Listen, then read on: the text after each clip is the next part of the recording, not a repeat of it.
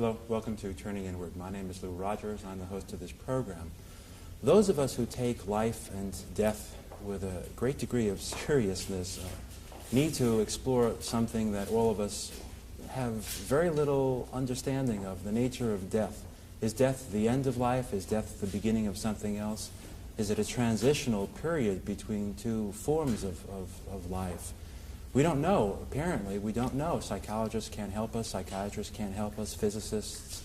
Nobody seems to have the answer. We need to turn to our religious traditions, and depending upon your religion, I suppose that's the nature of the answer that you get.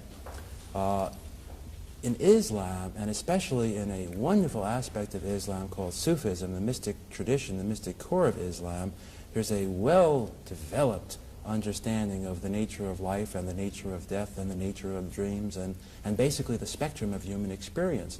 In a previous show with Sheikh Muzaffer, the guest for today's program, we've talked about death. We had to end that program when Sheikh Muzaffer began to talk about the hereafter, and we are going to continue now talking about the Sufi concept, understanding of what life is after death, what the hereafter means to us. And again, Sheikh Muzaffer, the guest of the program, is the head of the el-Halveti el-Cerrahi order of dervishes of Istanbul and New York. Translating for him will be Çınar Kalolu. Çınar, I thank both you and Sheikh Muzaffer for being here. On that previous program, we reached an understanding from what Sheikh Muzaffer had said that death should be considered as a transition between two forms of life.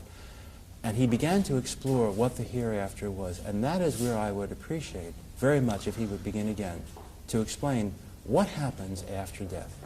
Efendiciğim diyor, daha önce ölüm konusunda yaptığımız programda vakit yetmediğinden yarıda kestik. Son olarak alemi ahiretteki menzilleri anlatıyorduk. Ölümün bir yok olma değil, bir intikal olduğundan bahsettiniz. Bu ölümden sonraki hayatın şekli, safhaları konusunda bize tenvir edebilir misiniz diye sual eder. Dilimizin döndüğü kadar, aklımızın yettiği kadar.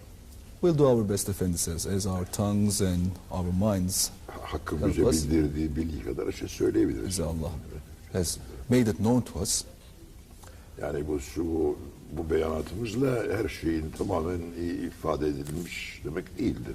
But let's put in this clause that no matter what we say on the subject, we have not gone through it thoroughly. Yani bir bahçeden bir gül gibi yani. It will be like picking one rose from an orchard. Çünkü efendime söyleyeyim, bu geniş bir mevzu, hayat neyse bu kainatı tarif, memat da onun gibi yani, maneviyatı da, ruh kısmı da öyle, yani arı kısmı, ruh kısmı kainatı. It's a vast and wide subject. I mean, how much can you say about life as we know it in this universe in a half-an-hour program? I mean, it's along similar lines that you cannot talk about death and the hereafter and what happens there and the soul, the transition of the soul in a short program. But still, we'll do our best, Efendi says. Yani Levazya'nın bir kanunu var, yoktan bir şey var olmaz, vardan yok olmaz kabilinden. Bu İslami bir şeydir yani. Ve Hazreti Ali'nin Kaside-i Tayyesinde bu kayıt vardır. Efendim, bu böyledir. Yani kainat hak ile kaimdir. Haktandır, hak yaratmıştır. Allah'la kaimdir yani. Böyle olunca bir şeyin yok olması, hakkın yok olması demektir. Eyvallah efendiciğim. There is a rule in science, a theory in science called the, I believe, the Lavoisier theorem that nothing actually disappears, nothing perishes, and nothing is nothing comes forth into the universe out of nothing. Actually, this is an Islamic principle. It was first mentioned, as we know it, in a poem by Hazreti Ali, the fourth caliph. This is so. The universe, as we know and see it, and even beyond, resides, abides with Allah, with truth, with reality. That is, if this be so, the disappearance or anything from it would actually imply the disappearance of supreme reality, which is impossible. Şimdi ölüm geldiği vakitte topraktan hasıl olan vücut gene toprağa rücu ettiği gibi ruh da alemi berzaha, Yani bu aleme gelmeden evvel alemi ervahtan bu aleme gelmişti. Bu alemden sonra ruhun gideceği alemi berzahtır. Alemi berzah dünya ile ahiret arasındaki bir alemdir. The body is composed of elements that come from earth, and the body, the corpse, returns to earth. Whereas the soul has come to this world from the realm of the spirit and returns to the realm of transition. Alem-i Berzah, as it's called. This realm of transition is like a bridge between this world and the hereafter. Alemi dünya ile alemi ahiret arasındaki berzahtır.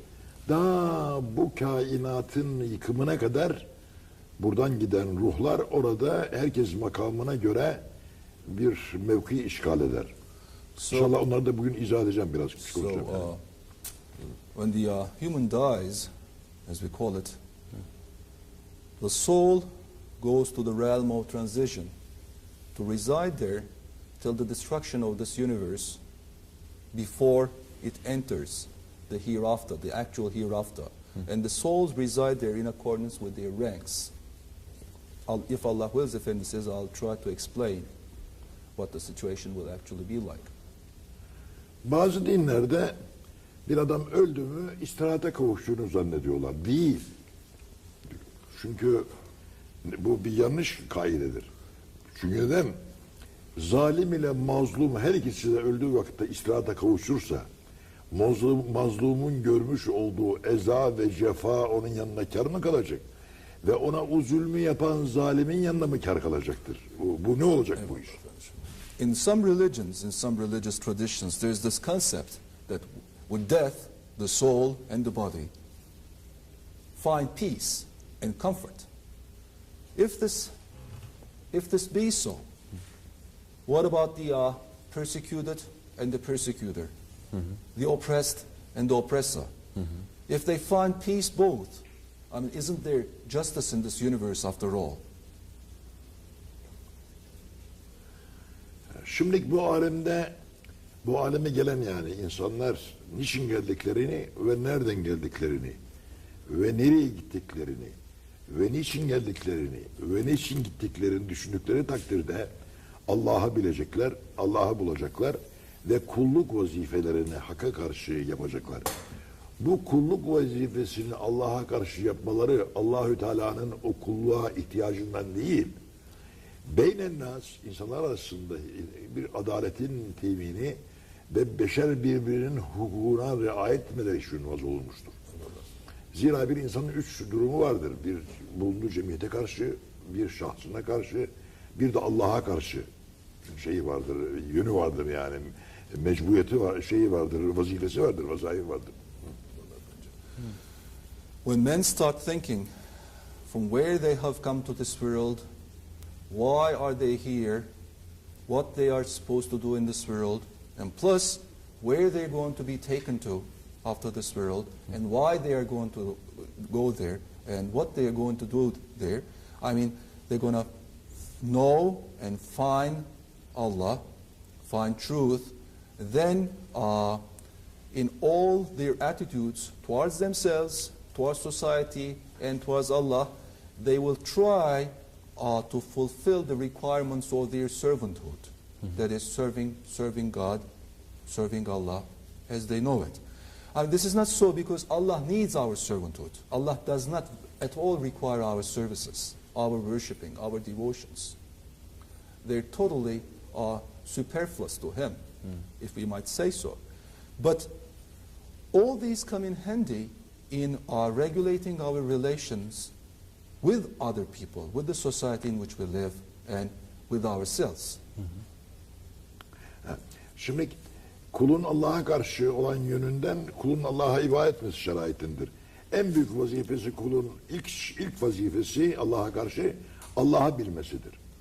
Allah'ı tanımasıdır ve Allah'a muhabbettir yani. Birinci vazifesi bu.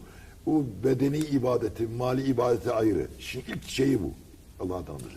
The first duty of the servant is in devotions, in worshipping, that is to know Allah, to know truth, to find truth, to seek truth, not necessarily in this order. This is it. All the rest ritual devotions, physical worshipping, bodily worshipping, or spiritual exercises, or financial devotions, that is like almsgiving, charity, etc. They all are in the second class of things. The first thing to do is to know and find truth.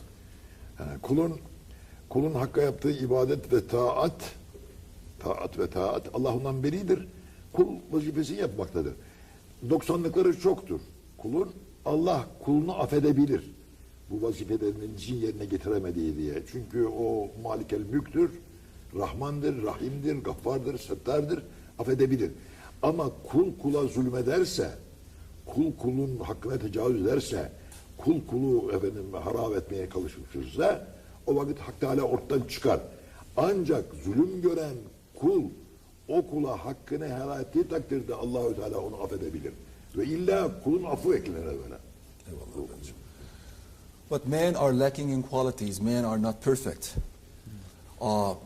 They will definitely have their shortcomings in their devotions, in their worshipping. They are supposed to do their best, but they'll be missing something, missing out something definitely. Allah might or might not forgive them, but it's mostly expected to be on the forgiveness side. But men also have their relation to other men. When they tyrannize others, when they oppress others, Allah draws back. Allah is withdrawn, so to speak. That's an affair between men and men, the oppressed and the oppressor, and Allah is withdrawn. This being so, Allah's forgiveness does not have a direct impact upon the situation. Unless the oppressed forgives the oppressor, there is bound to be punishment for the oppressor and the tyrant and the cruel. Şimdi buraya geldi, kul yaşadı ve ikinci kapı, yani ahiret kapısı ki kabirdir orası. Bir köprüye benzer bu. Buradan bindi köprünün üzerine, yani ana rahminden çıktı ve köprüden yürüdü. Diğer köprünün o tarafından karşı tarafa geçti. Bir köprünün kapısından içeri girmek, ana rahminden dışarı çıkmaktır. Diğer köprüden çıkmak, kabirden içeri girmektir. Birisi ana rahminden dışarı çıkmak, köprünün başı. Nihayeti köprüden çıkmadır. Onun için demişler ki şairler, bu uzun görünse de çok kısa bir andır bu.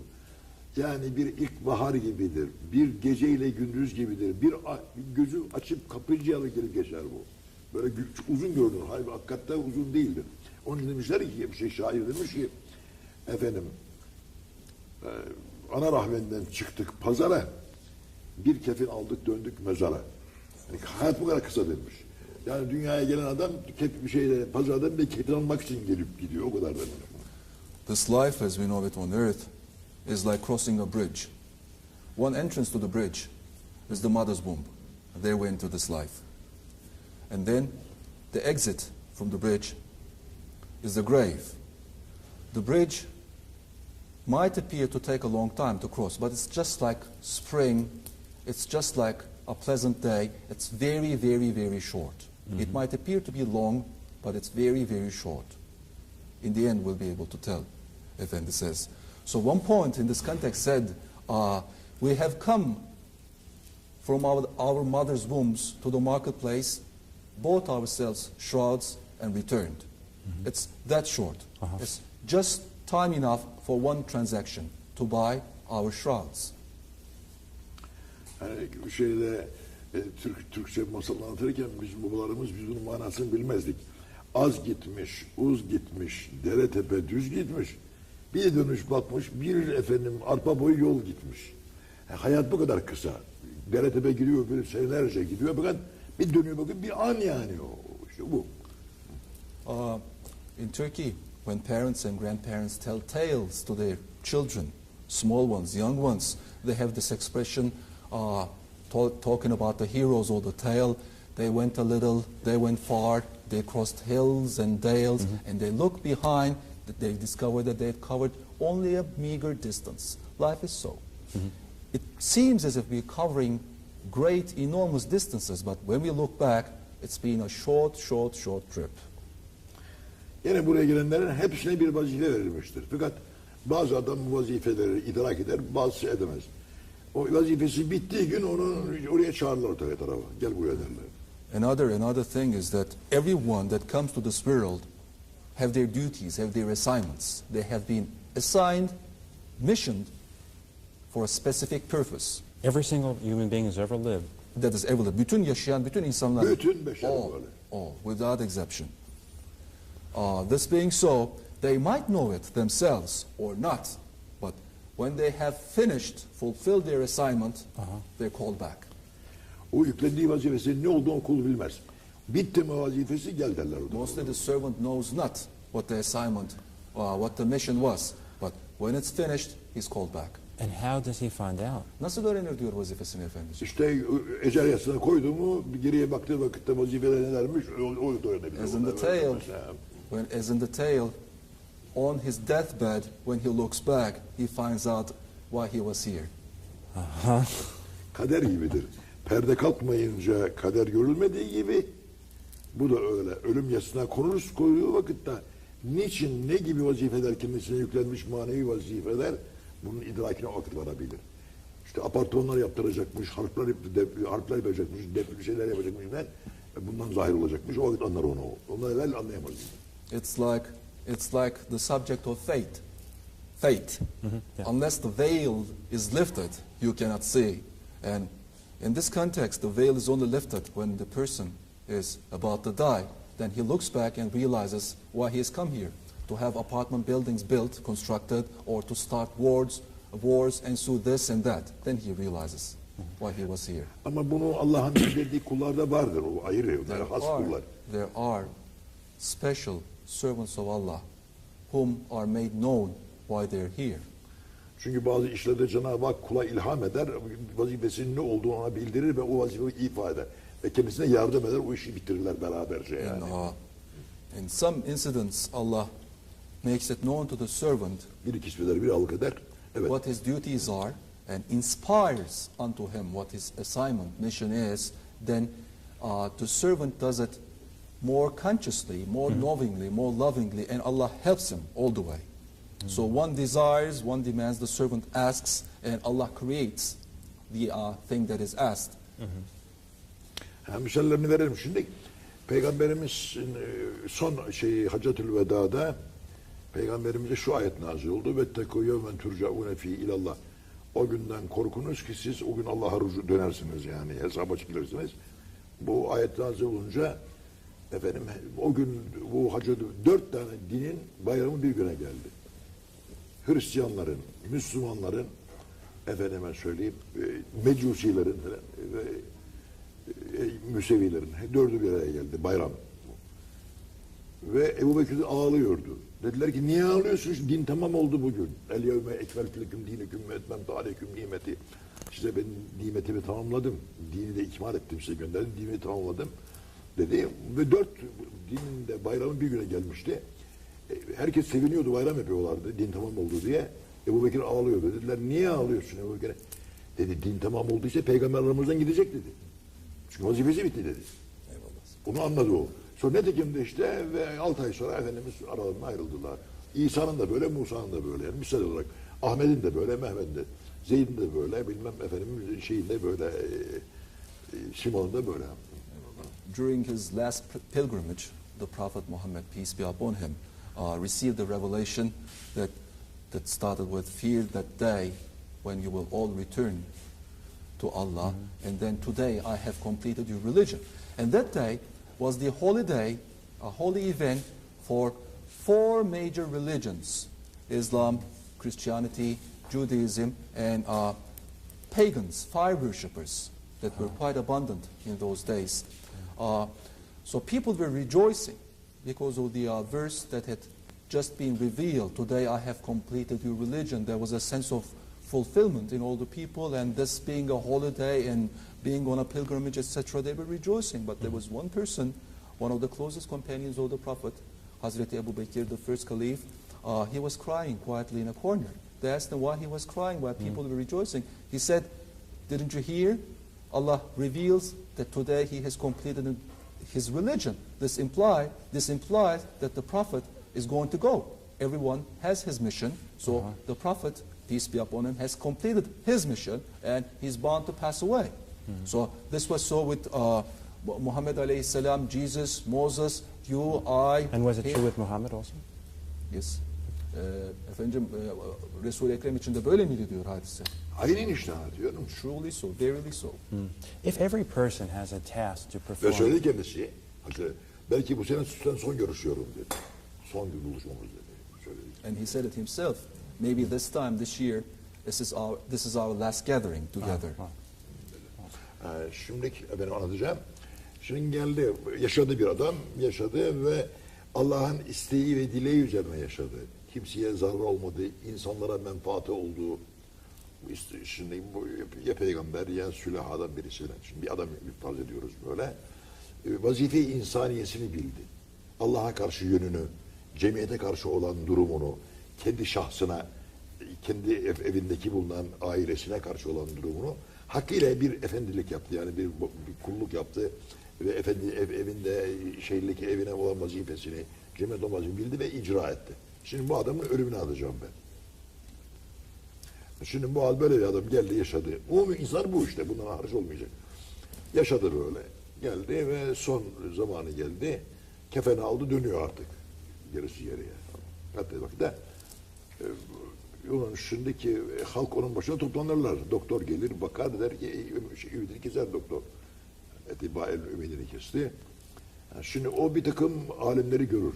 Gözünden perde kaldırılır onu. Bakarsın elinden bir iş yapar, onu alır, bunu verir. Bazen yerin, efendime söyleyeyim, neyse durumuna göre yani. Bazısı yatağına kaçmak ister. Kurtulmak istiyor yahut gayet korkunç. Mesela benim başıma gelen hadiselerde efendim bir kimsenin şeyine gittik böyle son nefesinde bizi çağırdılar. Dedi ki bana döndü şey efendim dedi. Şu kasada dedi 7 milyon dedi nakit para var dedi o günün parasıyla. Şu kadar altın var dedi. Beni bundan kurtar. Bu paraların hepsini kim beni kurtarırsa ona vereceğim parayı dedi. Ama beni buradan kurtarın diyor. Duvara gösteriyor. Ama ben göremedim. O görüyor. Onun için Cenab-ı Hak Kur'an'da فَدَبِلَا اِذَا بَلَغَتِ الْحُلْكُمُ وَاَنْتُمْ حَيْنَ اِذٍ تَنْزُرُونَ diyor öyle hükuma geldi mi bu dünya perdesi kaldırılıyor. Kaldırılınca yok denilen alem meydana geliyor. Yok denilen, inkar edilen alem meydana geliyor.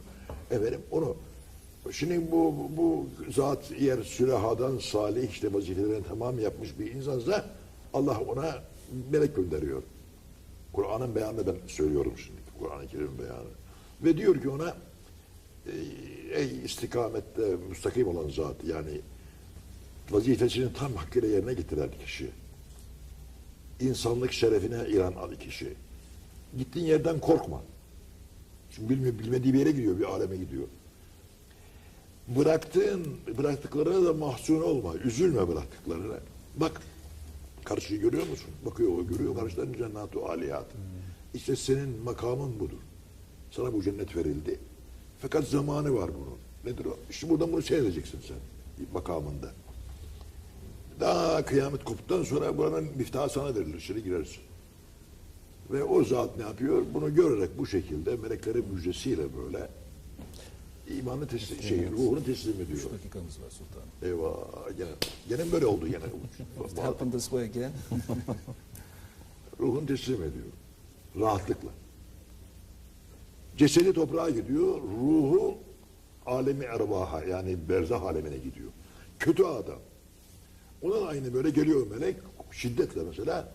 وَلَوْ تَرَا اِذِ الظَّالِمُونَ فِي غَمَرَاتِ الْمَوْتِ يَضْرِبُونَ بِوُجُوهِهِمْ وَاَدْبَارَهُمْ ona büyük sıkıntılar vererek, meşakkat vererek böyle insanlara fenalık yapan kötü kişi, zalim herif. Hadi bakalım şimdi. Her şeyin elinden alındı senin. Her şey benim diyordun sen. We only have 2 minutes left if we could have it. 2 dakika kaldı efendim. Anlatayım bu kadar. Her şey benim diyordun, halka zulmediyordun. Hadi bakalım gideceğin yeri gör. Al bakalım. O da bu şiddetle, o korkunçlukla ruhunu teslim ediyor. Onun da bir makamı var. Alem berzat oraya götürüyorlar. Vücut toprağa giriyor. Bu yüzden anlatmadım başına. Abim bu böyle şeyler böyle 10 dakikada 15 dakika anlatılmaz. Etrafını yaymazsan bu mesele anlatılmaz sonra. Dinleyen adamı kimse bundan istifade edemez. Evet buyur. Estağfurullah. Efendi says that it all depends upon the way in which you have lived in this world. If you have been a good man, if you have followed the injunctions, the spiritual guides, rules in this world, then when this person is about to die, angels come to him and make it a smooth and easy transition for him. That is, this is the realm that you're about to go. Look, don't feel any sorrow. The beloved ones that you leave behind will be well taken care of. You won't feel any pain. You'll be comfortable, all right. Look beyond, this is paradise. Here it is. You're going to contemplate it till the day of judgment while you reside in a different place, but you'll be in comfort, you'll be all right, and soothing him, making the transition smoother. Yeah. But an evil person, for an evil person... We have to stop. I'm so sorry. Thank you for being here. Thank Efendi also. Peki. Çok teşekkür ederim. Estağfurullah. Thank you for watching. This has been Turning Inward. My name is Lou Rogers, the guest, Sheikh Muzaffer, head of the Halveti el-Cerrahi Order of Dervishes of Istanbul and New York City. See you next time.